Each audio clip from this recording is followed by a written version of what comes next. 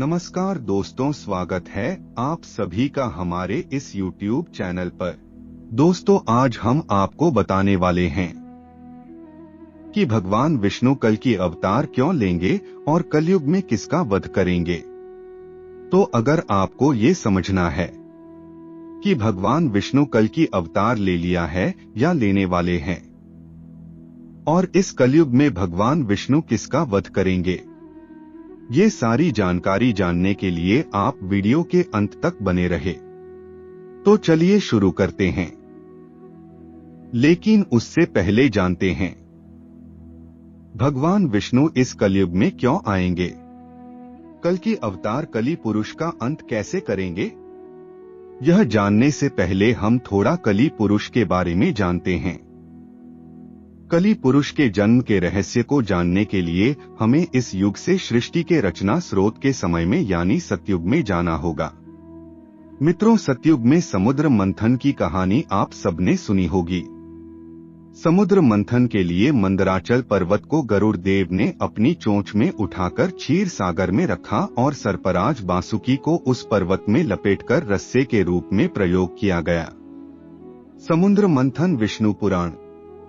राक्षसगण बासुकीनाथ के मुखी और देवता पूछ की और लगे थे, परंतु मंथन हो नहीं पा रहा था क्योंकि मंदराचल पर्वत का आधार घूम नहीं रहा था। तब भगवान विष्णु ने कछुए का अवतार लेकर मंदराचल पर्वत को अपनी पीठ पर रखा। इस प्रकार समुद्र मंथन की शुरुआत हुई। उसमें बहुत सारे कीमती आभूषणों के साथ पहले हलाहल नामक तेज विष निकला। भगवान विष्णु को इस विष के बारे में पहले से ही पता था। उन्होंने देवताओं को इस बारे में पहले इसलिए नहीं बताया क्योंकि वह जानते थे अगर उन्होंने देवताओं को इस विष के बारे में बता दिया तो वह विष के कारण इस मंथन को नहीं करेंगे। इसलिए उन्हें सिर्फ अमृत के बारे में बताया गया। अब क्योंकि हलाहल विष निकल गया था और सभी इसके प्रकोप से सब मूर्छित होने लगे, परंतु शर्त के अनुसार इसे आधा देवताओं को और आधा असुरों को पीना था, परंतु दोनों में हलाहल विष के इस तेज को सहन करने की शक्ति नहीं थी। फिर भगवान भोलेनाथ ने भगवान विष्णु के कहने पर विष का पान किया।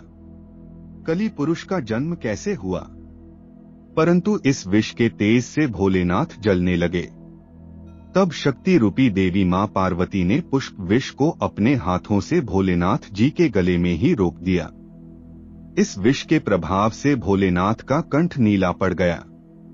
तब से भोलेनाथ का नाम नीलकंठ पड़ गया, परंतु इस क्रिया में विष की कुछ बूंदें राक्षस कली के मुख में जा गिरी, जिससे कली का शरीर खत्म हो गया। और फिर आगे जब मंथन हुआ तो उसमें से कामधेनु गाय निकली, जिसे राजा बलि ने ग्रहण किया। ऐरावत हाथी को देवताओं के राजा इंद्र ने ग्रहण किया। कौस्तुभ मणि और शंख को भगवान विष्णु जी ने धारण किया और संजीवनी बूटी को इस पृथ्वी लोक पर सुरक्षित स्थान पर स्थापित किया गया। यह वही संजीवनी बूटी था जिसे रामायण काल में लक्ष्मण जी को दिया गया था। इसके बाद धन संपदा लेकर लक्ष्मी जी निकली। लक्ष्मी जी ने खुद विष्णु जी को ग्रहण कर लिया। चंद्रमा निकली तो भोलेनाथ जी ने ग्रहण कर लिया।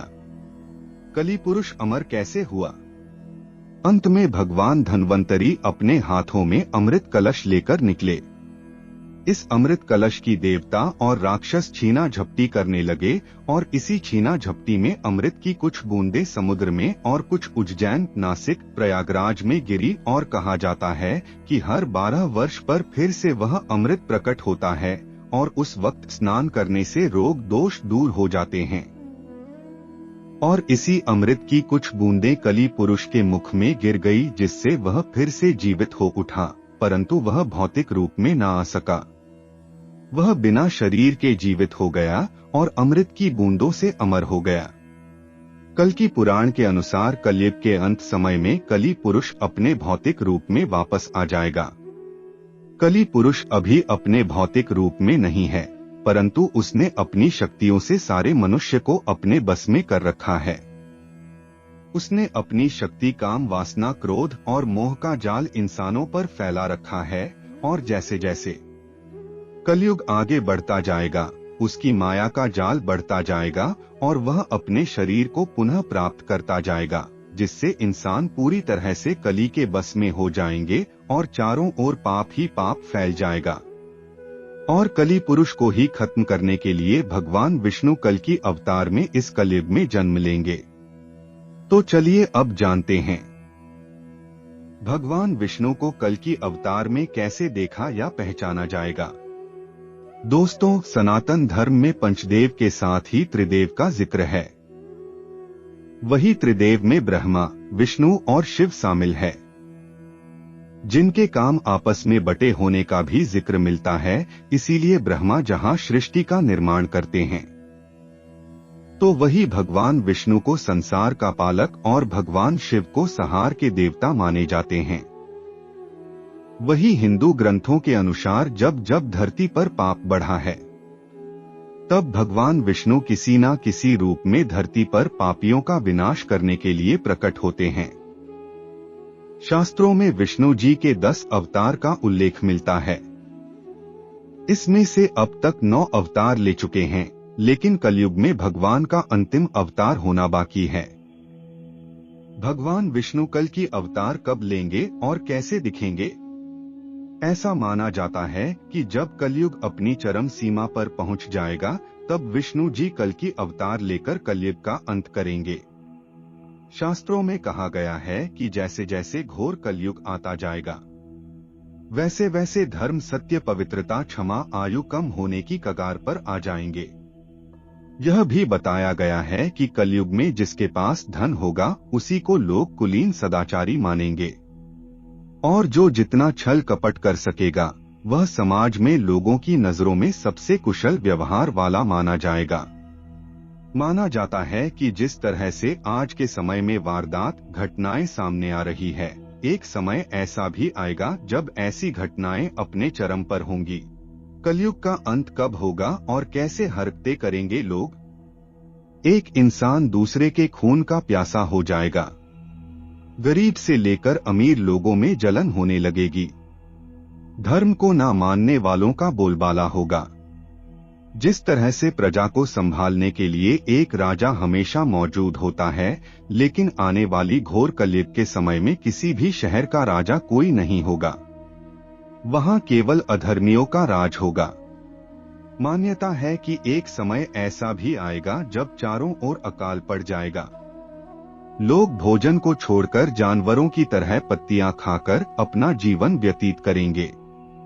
इस युग में लोगों में सिर्फ असंतोष दिखाई देगा, और जैसे जैसे घरों में पूजा पाठ का अंत होगा, लोग धर्म में पाखंड से जुड़ने लगेंगे। तब भगवान विष्णु कल की अवतार में आएंगे और कलयुग का अंत हो जाएगा। उसके बाद धर्म की स्थापना करेंगे। कल की अवतार आज भी लोगों के लिए एक रहस्य है। ऐसे में हर कोई जानना चाहता है कि भगवान विष्णु अपना कल की अवतार कब लेंगे और कहां लेंगे और उनका रूप कैसा होगा।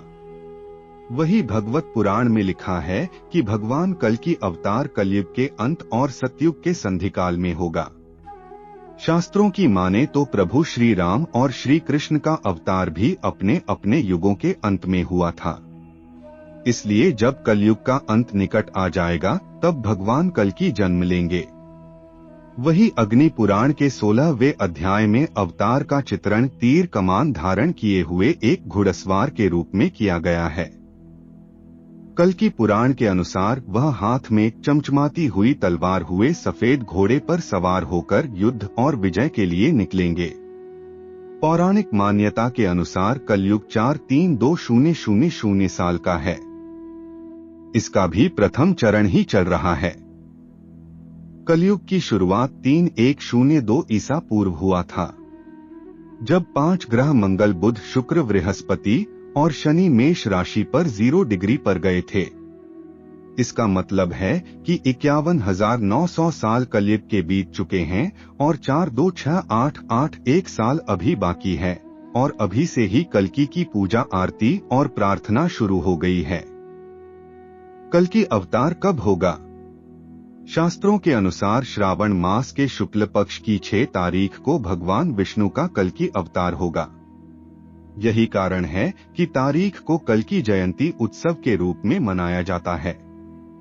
कल की अवतार के जन्म के समय ग्रहों की जो स्थिति होगी उसके बारे में दक्षिण भारतीय ज्योतिषियों की गणना के अनुसार जब चंद्रमा कुंभ राशि में होगा, सूर्य तुला राशि में स्वाति नक्षत्र में उच्च होगा, गुरु स्वरची धर्म में और शनि अपने उच्च राशि तुला में विराजमान होगा, तब भगवान कल्कि का जन्म होगा और वह दुश्मनों का विनाश करके कलयुग को खत्म करेंगे। तो मित्रों, आज के लिए बस इतना ही। फिर मुलाकात होगी एक नए और ताजा एपिसोड में। तब तक के लिए नमस्कार।